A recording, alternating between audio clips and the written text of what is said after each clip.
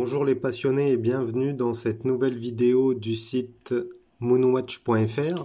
Aujourd'hui je vous propose la revue d'une montre vintage, la Enicar Sherpa Guide GMT. C'est une montre qui a séduit de nombreux explorateurs et pionniers dans les années 60-70. Découvrons-la ensemble.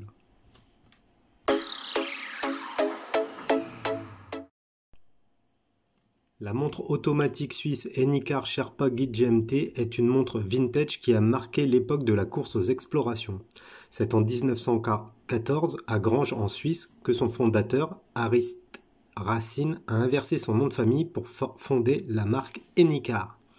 Depuis, il s'est consacré à la production de montres de qualité, dont des montres de poche lisibles et innovantes. Très apprécié des soldats et des équipages de chemin de fer européens pendant la Première Guerre mondiale, les montres Enicar connaissent alors un succès rapide. Après ce succès grandissant, la maison horlogère s'installera à Bienne où une collection de montres étanches automatiques fera ses débuts. Puis les années 1930 à 1950 seront la période des grands changements avec la conception des séries Sherpa Dive, Divette et Mini Dive. Ces modèles proposent alors une résistance aux conditions difficiles, eau de mer corrosive, haute pression et changement rapide de température.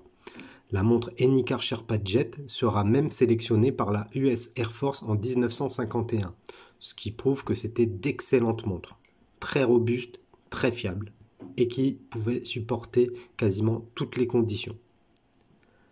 D'une grande précision, Enicar reçoit la première certification de précision du renommé Observatoire de Neuchâtel, qui est l'ancêtre du super connu COSC, le COSC. Les premiers modèles Enicar Sherpa Guide apparaîtront au début des années 60 et seront utilisés par des pionniers et des explorateurs de renommée mondiale. Plusieurs explorateurs qui ont conquis l'Everest ou d'autres grands sommets étaient équipés d'Enicar Sherpa Guide GMT. Malheureusement, la crise du quartz, qui est arrivée dans les années 70, touchera de plein fouet la manufacture Enicar, qui tentera de survivre en proposant quelques modèles basés sur du quartz, justement, mais sans grand succès. À l'heure où j'écris l'article, Enicar ne produit quasiment plus que des modèles à quartz, et évidemment la renommée n'est pas la même que celle qu'elle avait à l'époque.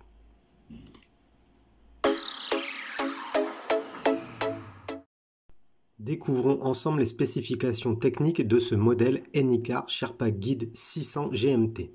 C'est une montre qui a été produite en 1969, une montre d'homme, puisqu'on est sur un gros format, 43 mm de diamètre pour 13 mm d'épaisseur.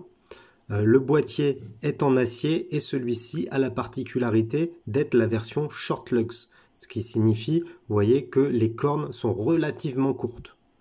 Il y a une version également long lug avec des cornes plus traditionnelles. Là, ici, on est sur la version short lug. Cette version embarque un calibre Enicar AR 1145. C'est un calibre qui a une réserve de marche de 45 heures, qui propose une complication DAT et une complication GMT. La lunette tournante est bidirectionnelle. Ensuite, on retrouve deux couronnes signées mais non vissées.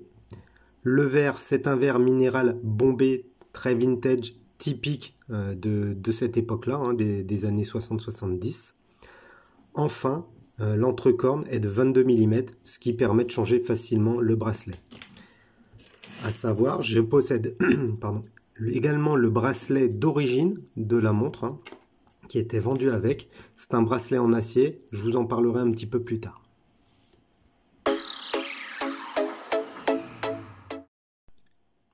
Tout d'abord, le boîtier en acier de la montre Enicar Sherpa Guide Short Lug mesure 43 mm de diamètre pour 13 mm d'épaisseur. On est donc sur une taille relativement importante pour l'année de sortie du modèle. En effet, dans les années 60, les montres étaient de taille plus contenue, la norme étant plutôt aux alentours du 34-36 mm. Là, 43 mm, c'était une taille imposante pour les années 70. Ce modèle est dit short lug, donc à cornes courtes.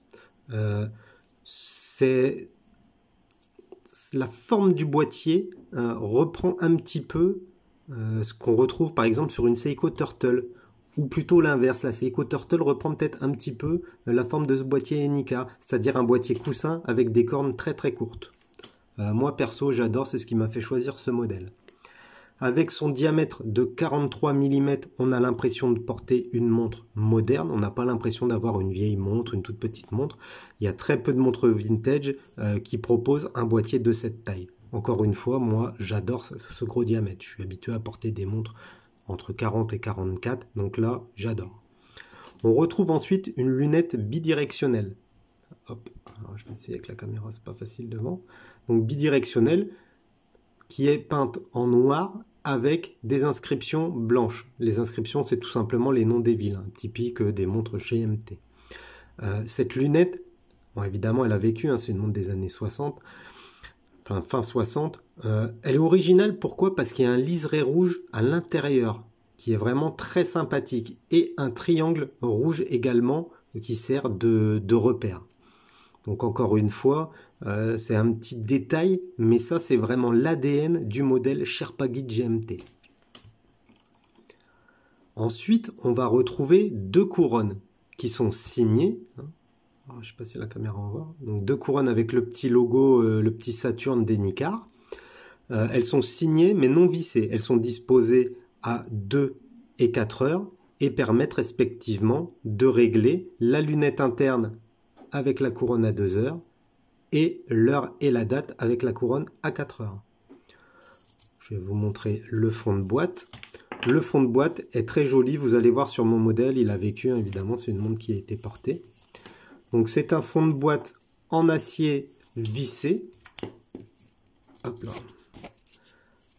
Voilà, en acier vissé avec une forme un peu écrou, sur lequel on retrouve plusieurs inscriptions telles que Sherpa 600, les normes de brevet, stainless steel, automatique, Inca bloc, Enicar, le numéro de série et de brevet déposé pour le boîtier. Et au centre, on va retrouver la fameuse Sea Pearl, qui a d'ailleurs donné le nom à un modèle chez Enicar.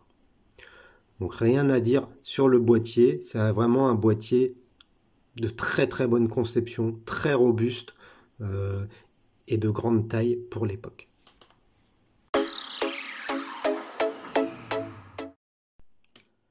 Premièrement, le cadran est noir mat avec des index métalliques bifaces. Alors je vais essayer de vous montrer le biface, c'est pas simple à la caméra, mais vous voyez, on voit que les index, ils ont une forme triangulaire biface. Donc un cadran noir mat, très vintage, très sympa, sur lequel on peut lire à 12 heures Enicar automatique et à 6 heures Sherpa Guide. On retrouve également le logo de la marque qui est matérialisé par une planète avec deux anneaux. C'est la planète Saturne, des lectures que j'ai pu faire. Et deux anneaux. Ce logo a évolué au fil des années. Certains modèles vont avoir un seul anneau, d'autres deux anneaux. Et en plus, ce modèle a la particularité d'avoir la planète métallique. Du coup, elle prend des reflets, ce qui est très sympa. On retrouve également à 6 heures la mention T Swiss Med T, puisque les index étaient non pas recouverts de tritium, mais se voyaient dotés d'un point de tritium sur chacun des index. Alors là, évidemment, c'est une montre des années 1969, date cette montre. Du coup, les index ont pris une patine et sont devenus, pour ainsi dire, noirs. Ce qui conforte l'aspect vintage de la montre. Ensuite, les aiguilles des heures et des minutes sont de forme rectangulaire. Ce sont des aiguilles qui sont assez grosses et la lecture de l'heure est donc parfaite. Pour compléter l'ensemble, on va trouver une aiguille des secondes, qu'on appellera la trotteuse, de couleur rouge, et une aiguille GMT sur laquelle un motif quadrillage rouge et noir a été imposé. Cette aiguille GMT, encore une fois, fait partie de l'ADN des Enicar Sherpa Guide GMT. C'est vraiment une distinction que l'on retrouve sur aucun autre modèle. Les aiguilles des heures et des minutes sont également recouvertes de tritium, qui ont également pris une patine avec le temps et sont devenues pour quasiment noires. Le côté vintage est donc bien présent sur ce modèle de montre automatique Enicar Sherpa GMT. Malheureusement, la lisibilité dans l'obscurité n'est pas terrible, voire même inexistante, puisque l'aspect luminescent du tritium n'est plus du tout actif. Pour info, le tritium avait une durée de vie d'une petite vingtaine d'années. Donc là, on est sur une montre qui a plus de 50 ans. Évidemment, ça a le charme de la patine, etc. Mais on perd le côté lisibilité dans l'obscurité. On peut également ajouter qu'on va retrouver un guichet de date placé à 3 heures. Ce guichet de date est encadré par une fine bordure blanche, ce qui permet de lire très correctement le jour de la date. Pour protéger le cadran, Enicar a fait le choix d'utiliser un verre minéral bombé à l'extérieur. Ce verre minéral bombé à l'extérieur fait également très vintage. C'est typique des verres que l'on avait à l'époque sur les montres. Bon, encore une fois, pour une question de goût, moi personnellement j'adore. Enfin, la lisibilité de l'heure apportée par ce cadran est vraiment excellente. Enicar a organisé le cadran afin qu'il soit très lisible et pas surchargé. La lecture de l'heure étant importante lors des expéditions, la simplicité du cadran de la Enicar Sherpa Guide GMT apporte un confort d'utilisation non négligeable. C'est également pour ça, en plus de la robustesse et de la fiabilité, que les montres Enicar ont tout de suite séduit les pionniers, les aventuriers, etc.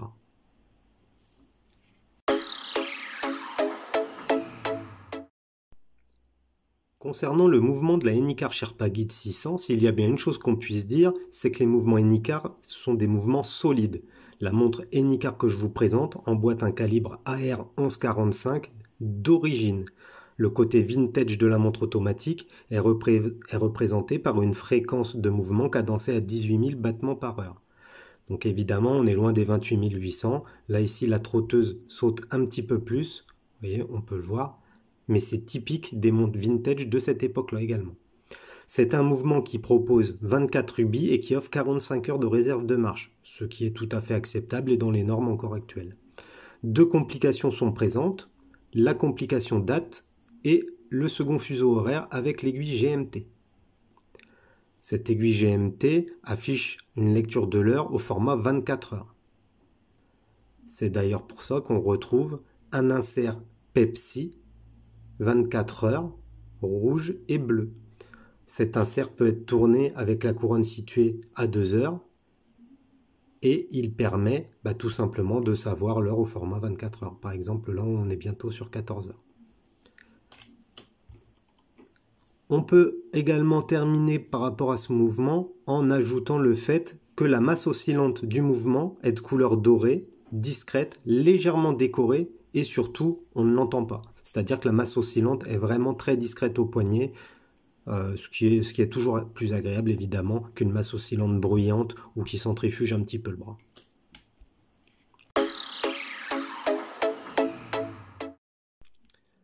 Par chance, j'ai pu trouver la montre Enicar Sherpa Guide 600 sur son bracelet d'origine, spécifique au modèle Short Lug en plus.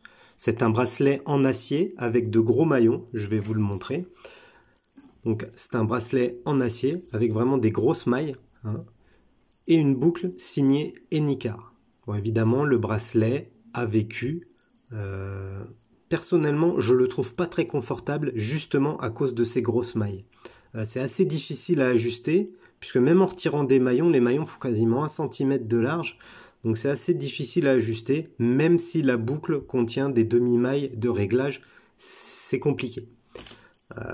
Du coup, en plus, avec les années d'utilisation de la montre, puisque c'est une montre qui a plus de 50 ans, elle date de 1969, le bracelet a un petit peu été sollicité, on va dire, et il n'est pas en très très bon état. Vous voyez, le bracelet a un petit peu souffert, enfin pas souffert, je dirais plutôt vécu.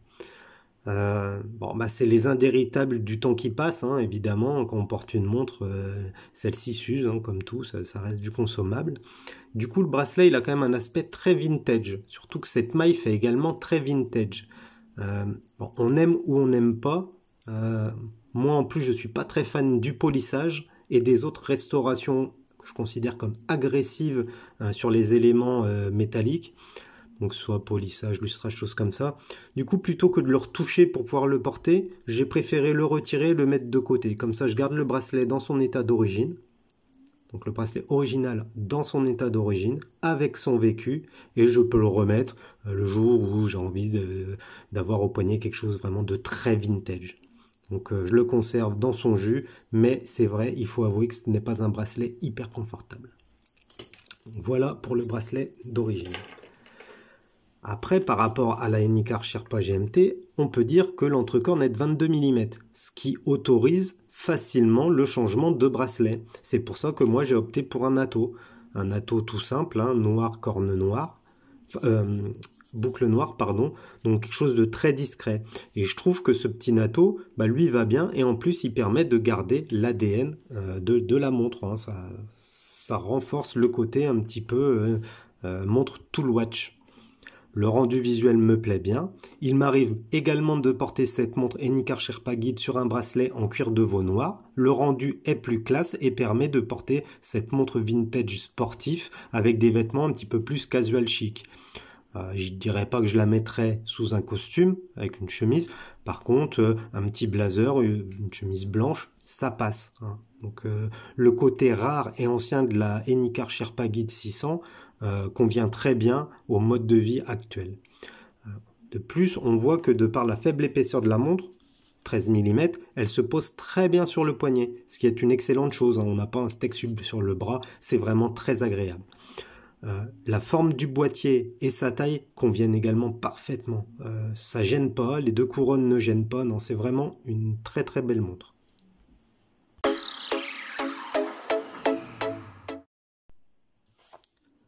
Concernant le tarif, le packaging et la disponibilité de cette montre vintage suisse, la seule manière d'acquérir un garde-temps Enicar Sherpa Guide 600 est de s'orienter sur le marché de l'occasion. Alors autant vous dire tout de suite que ça va pas être simple ni évident de trouver une montre Enicar Sherpa Guide GMT en bon état esthétique, d'origine et qui fonctionne. J'insiste sur le d'origine car il y a de nombreuses frankénisations, on va dire, donc des montres modifiées avec des pièces pas forcément en provenance d'Enicar, enfin bon, qui sont disponibles sur le marché. Je vous les déconseille parce que évidemment les pièces qui n'ont pas été adaptées pour cette montre, bah, ça dévalue la montre tout simplement. Ces montres Enicar Sherpa Guide GMT sont des montres vintage qui ont plus de 50 ans. Par conséquent, elles sont rares puisque à l'époque on était sur une petite production. Les heureux possesseurs ne souhaitent pas forcément s'en séparer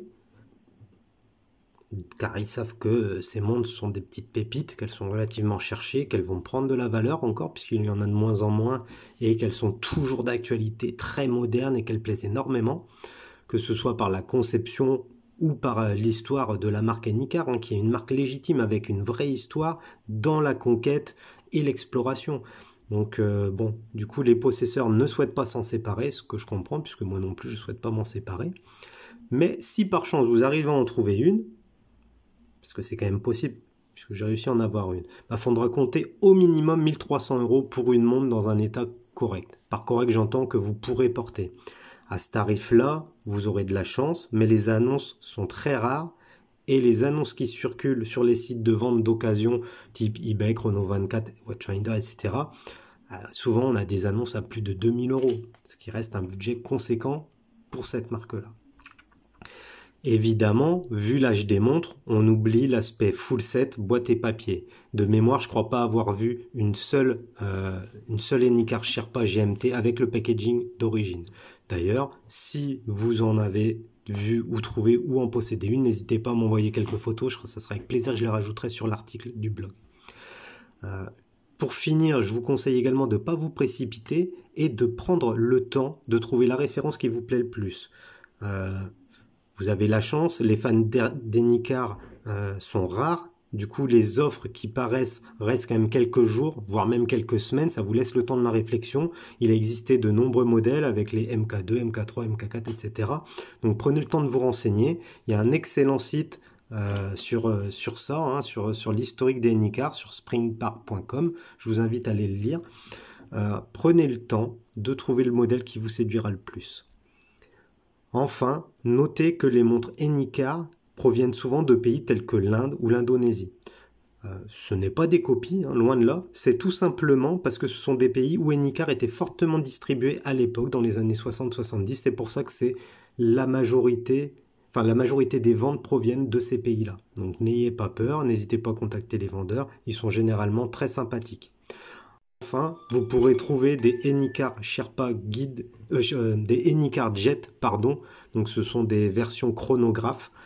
Par contre, là, c'est beaucoup plus cher. Je vous en reparlerai sûrement dans une prochaine vidéo dès que j'en aurai acheté une.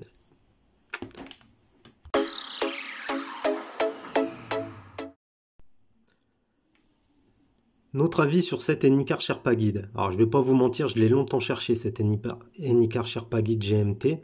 Et j'ai fini par la trouver grâce à l'ami d'un ami. Bon, vous voyez, hein, des fois, la vie fait qu'on trouve son bonheur. Donc, un ami indonésien, pour le coup. C'est des montres des années 60, donc elles sont relativement rares. Et en plus, ces montres séduisent de plus en plus de collectionneurs et d'amateurs. Alors on va pas se mentir, hein, une Enicar Sherpa Guide 600 telle que celle-ci, ça coûte assez cher. Et pourtant, elles sont pas forcément en très bon état. Vous voyez, moi, il n'y a aucune restauration sur la montre. Le cadran est rayé, le boîtier est rayé également. Bon, moi, j'adore ça, ça fait partie de la vie de la montre. Et franchement, quel plaisir de porter une montre comme ça, une montre qui a plus de 50 ans, qui a vécu avec un cadran ultra lisible, une précision que je trouve redoutable puisque je dois avoir une dérive de même pas 15 secondes par jour. Pour une montre des années 50, c'est très correct. Donc franchement, les années qui passent ont bien sûr altéré le cadran, le boîtier et d'autres signes du temps amplifient l'aspect vintage de la montre. Simplement en regardant la montre à son poignet, on va se rendre instantanément compte que la montre nous raconte son histoire, une histoire. On voit que c'est des montres qui ont été achetées pour vivre, vraiment pour participer à des aventures. Si elle pouvait parler, je suis sûr qu'elle raconterait un tas de choses, cette montre-là. Moi, je suis fan de montres GMT, et cette Enicar Sherpa GMT a une identité bien spécifique, bien à elle, qui la distingue de toutes les autres montres GMT, même des autres GMT vintage que j'ai pu avoir. Alors, certains passionnés d'horlogerie préfèrent porter des montres vitrines, qui sont immaculées. Moi, ce n'est pas mon cas. Je suis ravi d'avoir une montre vintage suisse, avec quelques marques du temps passé. Enicar, ça a été une très très belle surprise. Je savais que c'était d'excellentes montres, mais là, depuis que je l'ai, j'en suis ravi. D'ailleurs, j'en suis tellement ravi que je me demande même si je ne vais pas débuter une collection sur les montres Enicar Sherpa. Voilà, j'espère que cette petite revue vous a plu. Surtout, n'oubliez pas de vous abonner à notre chaîne YouTube et de nous liker, hein, liker la vidéo, ça nous aide, ça vous coûte rien, nous ça nous fait toujours plaisir. Je vous donne rendez-vous sur notre site www.moonwatch.fr pour lire d'autres revues de montres et n'oubliez pas, nous sommes également présents sur les réseaux sociaux, Instagram, Twitter, Facebook, vous nous trouverez en tapant Moonwatch FR tout collé. À bientôt pour une nouvelle vidéo.